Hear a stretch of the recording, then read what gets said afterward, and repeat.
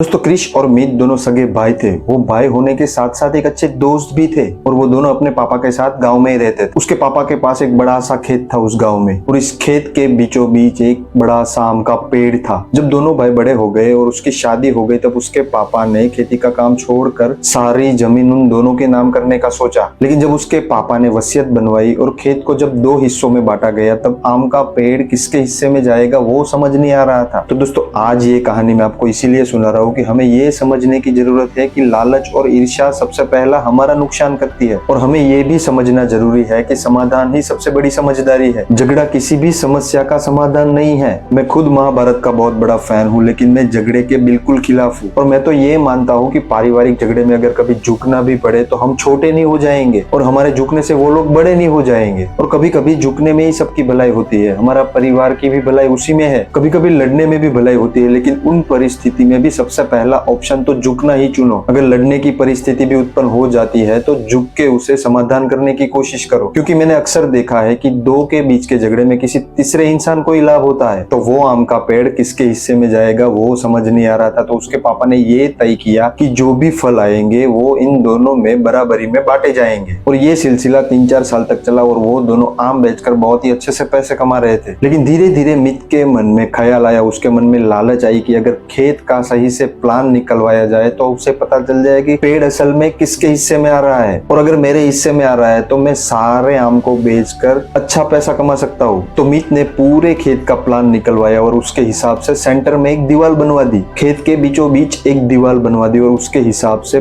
पेड़ मीत के हिस्से में आ रहा था, और वो दीवार आम के पेड़ से केवल 1 ही इंच की दूरी पर थी। अब अपने खेत में दीवार को खड़ा हुआ देखकर कृष को भी गुस्सा आ गया और उन दोनों के बीच झगड़ा हो गया। और झगड़े के चलते कृष ने घमंड में आकर मीत को कह दिया कि अब जब दीवार बन ही चुकी है तो याद रखना कि मुझे तुम्हारे खेत की एक भी चीज नहीं चाहिए। जो मेरे खेत में है वो मेरा और जो तुम्हारे खेत में है वो तुम्हारा। और सारे फसाद की जड़ ये आम का पेड़ है, तो मुझे तुम्हारे पेड़ से एक भी आम नहीं चाहिए। और मीत भी उस बात से सहमत हो गया और उसने कृष को कह दिया कि कभी हम एक दूसरे के खेत में प्रवेश नहीं करेंगे। मैं तुम्हारे खेत में नहीं आऊंगा और तुम मेरे खेत में कभी मत आना। और इस बात से सहमत होकर उन दोनों ने एक दूसरे के खेत में जाना बंद कर दिया। लेकिन जैसे ही आम का मौसम आया तो सारे फल दीवार के उस पार गिर रहे थे, यानी कि कृष के खेत में गिर रहे थे। और वो कहते हैं ना, भगवान का न्याय हमेशा सही होता है। तो शायद यही उसका न्याय था कि पेड़ की छांव मीत को मिले और पेड़ के सारे फल कृष को मिले। लेकिन ये भी कहा जाता है कि दुनिया में सबसे बड़ा मूर्ख वो इंसान है जिसके मन में ईर्ष्या, लालच और घमंड होता है। अब वो फल को कृष के खेत में गिरते हुए देखकर मीत को एक दूसरे के खेत में न प्रवेशने की बात याद आ गई, इसलिए अब वो उसके खेत में फल लेने के लिए भी नहीं जा सकता था। और दूसरी तरफ देखा जाए तो कृष ने भी मीत को घमंड में आकर कह दिया था कि मुझे तुम्हारे पेड़ के एक भी फल नहीं चाहिए, तो वो भी घमंड में उस आम को नहीं उठा रहा था। तो उन दोनों के झगड़ों के बीच में कभी कभी आम उधर ही सड़ जाते थे और कभी कभी जानवर उसे आके खा जाते थे। तो दोस्तों इस कहानी में तो उन दोनों के झगड़े का फायदा तो किसी जानवर को मिल रहा था, लेकिन कभी कभी हमारे झगड़े का फायदा तो किसी तीसरे इंसान को मिलता है, और जो हमारे हक का है हम वो भी गवा देते हैं। इसीलिए कहता हूँ कि कभी कभी अगर झुकना पड़े तो झुक जाना, और इससे आप बिल्कुल छोटे नहीं हो जाओगे और आपके झुकने से सामने वाला कभी बड़ा नहीं हो जाएगा। लेकिन ऐसा करने से आप अपने रिश्ते को जरूर बचा लोगे और शायद एक बड़ा नुकसान होने से भी खुद को बचा सकते हो।